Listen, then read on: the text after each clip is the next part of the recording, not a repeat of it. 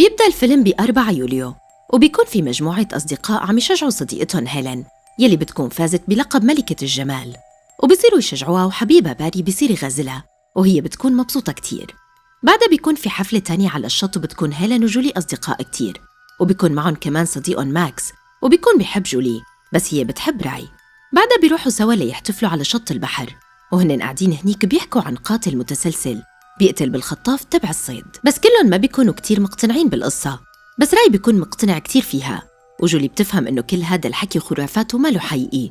وبعد ما يخلصوا بيركبوا بالسيارة ليرجعوا، وبيكون باري سكران وبيطلع من السيارة وبصير يصرخ ويغني، وفجأة وهنن على الطريق بيخبطوا شخص بالغلط، فبيوقفوا السيارة وبيكون على وش باري في دم، وبيكون متوتر كتير لأنه السيارة يلي معهم بتكون لأبوه. وبتركض جولي وبتلاقي جسمة يلي دعسوه، بس ما بيلاقوه لإله، وبيمشوا شوي لقدام وبيلاقوه على طرف الطريق، ولما بيقربوا منه بيكتشفوا إنه مات. وبتركض هيلين لتتصل بالشرطة، بس باري بيمنعها لأنه السيارة لأبوه رح يصير لهم مشاكل. راي بيكون متوتر كتير وخايف، جولي بتحاول تهديه، وفجأة بيجي ماكس، فبياخدوا الجثة وبيحطوها ورا السور، وبعدين بياخدوها ليرموها بالبحر. ولما بيصلوا لينزلوها بيكونوا كتير متوترين، وفجأة وهن واقفين بيطلع الشخص مو ميت، فبيخافوا كتير وبيرموه بالمي، بس لما بيرموه بيمسك التاج تبع هيلين وبيوقع معه، فبينزل باري ليجيب التاج، وبيكون الشخص رغم كل هالشي لساته عايش. ولما بيطلع بيعطي التاج لهيلين، وبيكون معصب كتير، وبيقلن يوعدوه إنه ما يحكوا شي من يلي صار، وبيأكد على جولي إنها ما تجيب سيرة أي شي. ومنشوف إنه ساعة باري وقع على الأرض.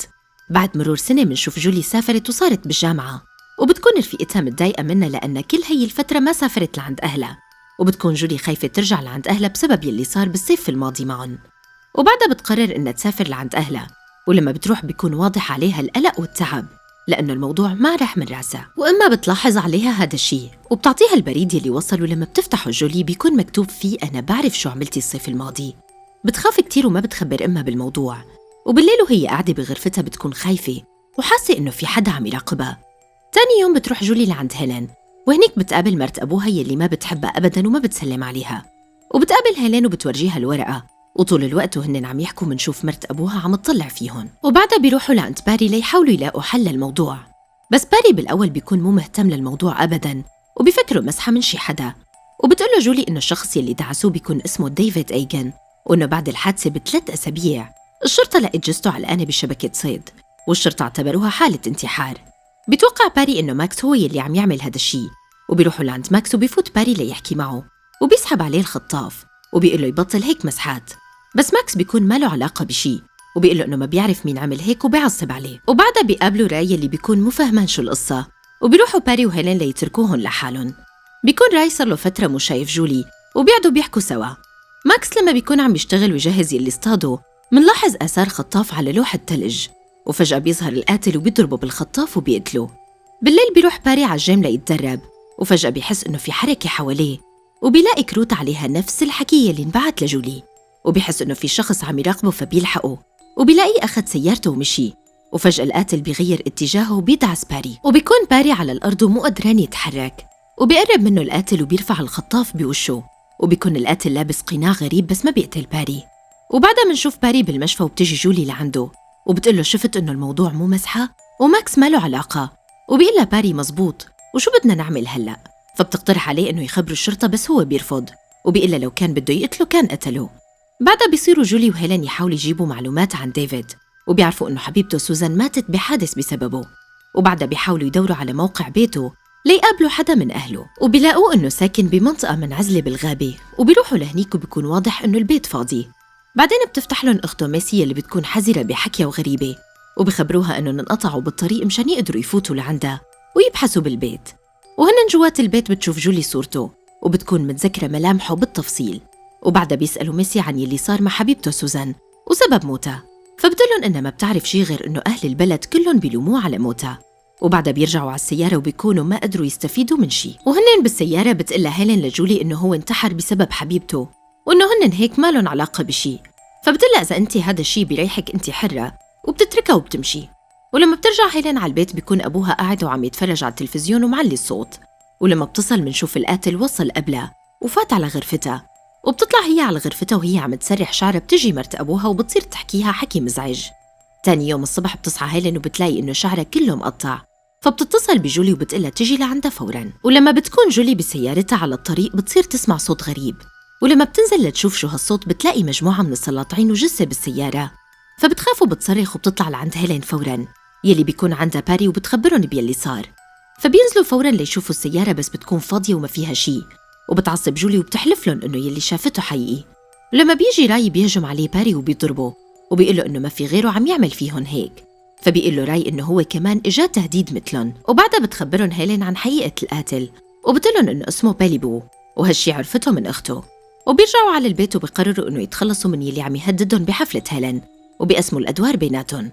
تاني يوم ببلش الاحتفال تبع هيلين يلي بيكون بالشارع وكل العالم مشاركين فيه، وبيكون باري واقف بين العالم وعم يراقب الوضع. ولما بيشوف شخص لابس نفس لبس القاتل بيركض لعنده وبيهجم عليه، بس بيكون واحد عجوز ومو القاتل. وهيلين بتصير تخاف من كل شخص لابس طاقية بس بيكون القاتل واقف فوق وعم يراقبهم. جولي بتكون عم تنفذ دورها وبتروح لعند أخته لديفيد ميسي وبتسأل عن أخوها وكيف مات. فبتقلها ميسي إنه الشرطة بيقولوا إنه حادث بس هو انتحر، وبتورجيها الوصية يلي تركها. وهيلين وهي قاعدة بالحفلة بتشوف القاتل ورا باري وبتحاول تناديله وتقله بس هو ما بيسمعها. ولما بتقول للشرطة بيطلعوا ليشوفوه بيكون باري والقاتل اختفوا، ومنشوف إنه في دم على السور. وبعدها بياخد الشرطي هيلين ليوصلها على بيتها. وهنا على الطريق بتحاول هيلين تفهم الضابط إنه في قاتل، وبعدها بيلاقي الضابط إنه الطريق مسكر فبيروح من طريق فرعي. وهو ماشي بيشوف سيارة عطلانة وبيقرر ينزل يساعد، بس بيكون القاتل يلي واقف وبيقتل الشرطي بالخطاف وبيروح باتجاه هيلين. وبتنزل هيلين من السيارة وبتصير تركض، هو بيصير يلحقها وبتصل على متجر أبوها وبتصير تخبط على الباب لتفتح لها مرت أبوها وبتفوت لجوا وهي خايفة وبتقلها تسكر الباب فوراً. بنفس الوقت بتعرف جولي إنه يلي قتلوه مو ديفيد، وبيكون في باب بمتجر أبوها لهيلين مفتوح، ومنشوف إنه القاتل دخل لجوا وبيهجم على مرت أبوها لهيلين وبيقتلها، ومنشوفه وهو عم يسحب جثتها. وبتنزل هيلين لتحت بعد ما سمعت صراخ مرت أبوها وبتصير تدور بالمكان، وفجأة بيطلع لها القاتل وهي بتحاول تهرب منه وبتضل تهرب، وبعدها بترمي حالها من الشباك. وبيكون هذا اليوم نفس اليوم اللي صارت فيه الحادثة، والقاتل مقرر يتخلص منهم كلهم بنفس هذا اليوم. وبيطلع لها القاتل مرة تانية لهيلين وبصير يشطب لها وشها. وجولي بتروح على المركب يلي بيكون راي بيشتغل فيه وبتقابله لراي وبتقله إنه يلي قتلوه مو ديفيد. فبيقول لها راي فوتي على المركب لنعرف شو نعمل، بس هي بتشوف اسم باليبو على المركب فبتخاف وبتهرب لأنه بتفكره هو القاتل. وبتشوف شخص بيقول لها فوتي على المركب وما تخافي، ولما بتفوت بتشوف ساعة باري اللي شفناها وقعت على الأرض بأول الفيلم، وبتحس إنه في شي مو طبيعي. بعدها بتشوف جيمس وبيكون هو الشخص يلي رموه بالمي، وبتتفاجأ كتير وبيمشي المركب وبيبقوا لحالهم، بس راي ما بيتركها وبياخد قارب صغير وبيلحقهم ليساعدها. وجولي بتنزل لتحت وبتحاول تهرب من جيمس، وبهذا الوقت بيصير راي وبصير يتقاتل مع جيمس. وجولي بتنزل على المكان يلي بيتلجوا فيه السمك، وفجأة بتلاقي جثة هيلين وجثة باري، وجيمس بيلحقها وبيضل يحاول يقتلها، بس راي بيهجم عليه وبيتقاتل معه. فبيهجم جيمس على جولي وبيكون بده يقتلها بس بتعلق ايده بالخطاف وبينسحب لفوق وبتنفك ايده.